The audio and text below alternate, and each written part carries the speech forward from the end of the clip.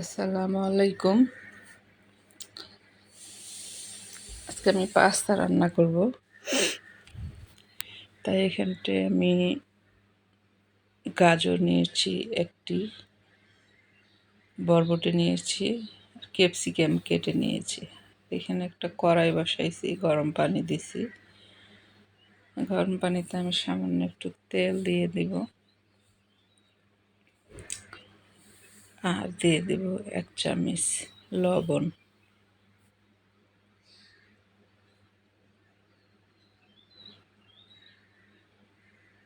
লবণকে দিলাম আমি যাতে পাস্তাটা সিদ্ধ হওয়ার সময় লবণটা ঢোকে একটু। আর তেলটা দিয়েছি, তেলটা যেন পাস্তাটা একটার সাথে একটা ঝোড়া না লেগে যায়। দিয়ে একটু ভালো করে নেড়ে চেড়ে দিবেন, নাহলে নিচে লেগে যাবে।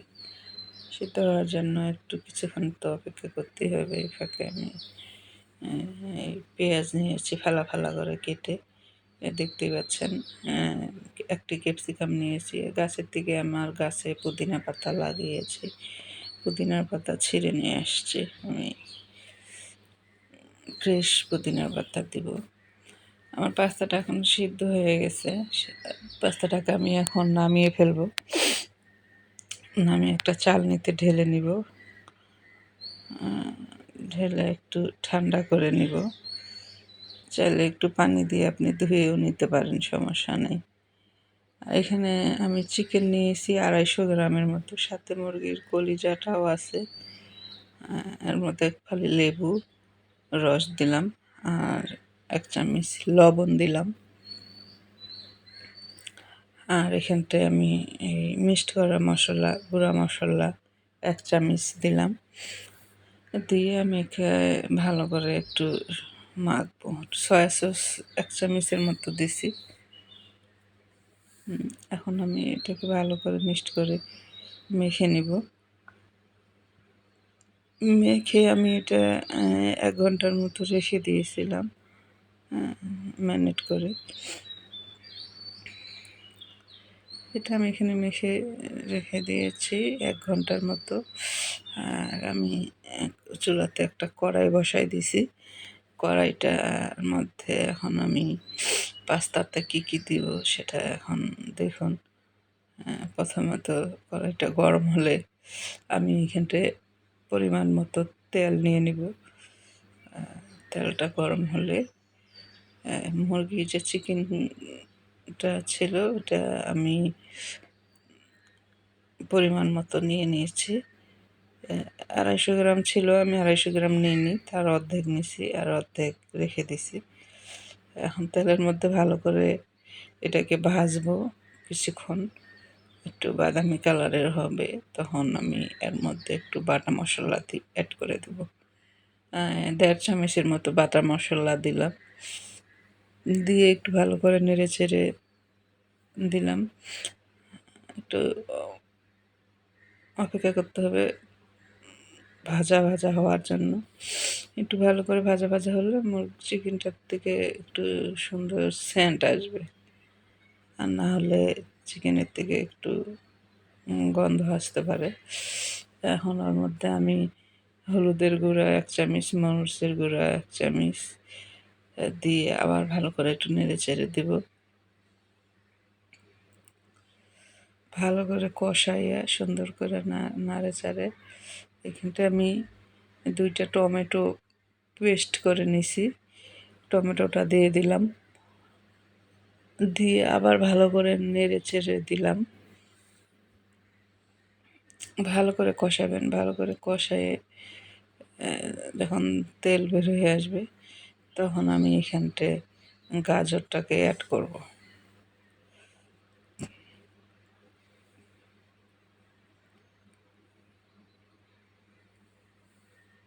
গাজরটাকে আমি আগে দিলাম এই কারণে, গাজরটা একটু সিদ্ধ হইতে একটু সময় লাগে, এই কারণে গাজরটাকে দিছি।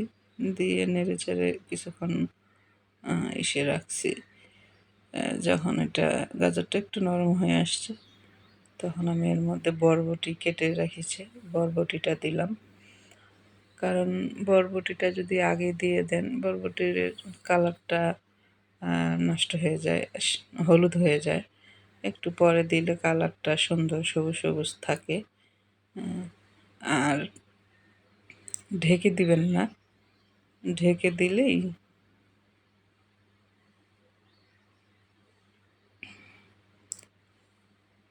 জিনিসটা কালারটা নষ্ট হয়ে যায়।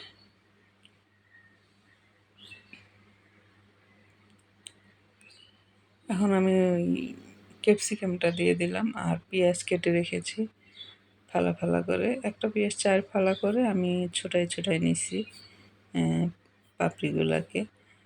নিয়ে এখন সুন্দর করে আর একটু নাড়ে চাড়ে দিব, ভালো করে নাড়বেন,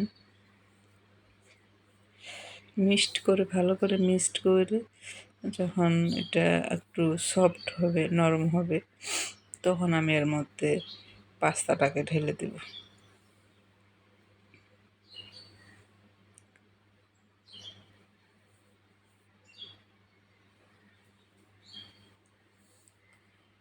পাস্তার সাথে যে প্যাকেটের মধ্যে একটা মশলা ছিল সেই মশলাটাকেও আমি দিয়ে দিয়েছি।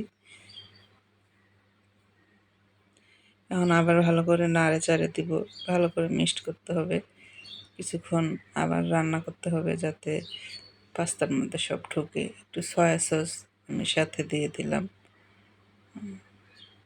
এখন সুন্দর করে নাড়তে হবে, নাড়ে এটাকে মিক্সড করতে হবে যাতে মশলা সব দিকে সবটাতে ঢুকে। ভালো করে মিক্সড করবেন। সাথে আমি আরও 2 চামচের মতো টমেটো সস দিয়ে দিচ্ছি। টমেটোটা অবশ্যই দিবেন, টমেটো সস আমি প্রথমেও টমেটো পেস্ট করে দিয়েছি। এখন আমি আমার কেনা টমেটো সসটা দিয়েছি। পাস্তাটা আমার হয়ে গেছে। এখন আমি এখান থেকে পুদিনার পাতা একটু অ্যাড করে দিলাম।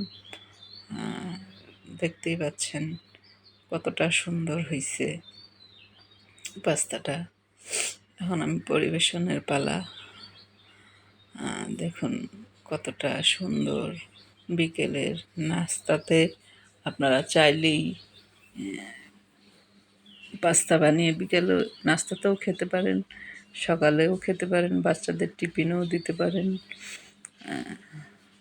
এভাবে রান্না করলে আপনার বাচ্চারা সবজিও খাওয়া হবে, পাস্তাও খাওয়া হবে। এর সাথে আপনি আরও চাইলে সবজি অ্যাড করতে পারেন। ফুলকপি আছে, ব্রোকলি আছে, এগুলাকেও চাইলে অ্যাড করতে পারেন।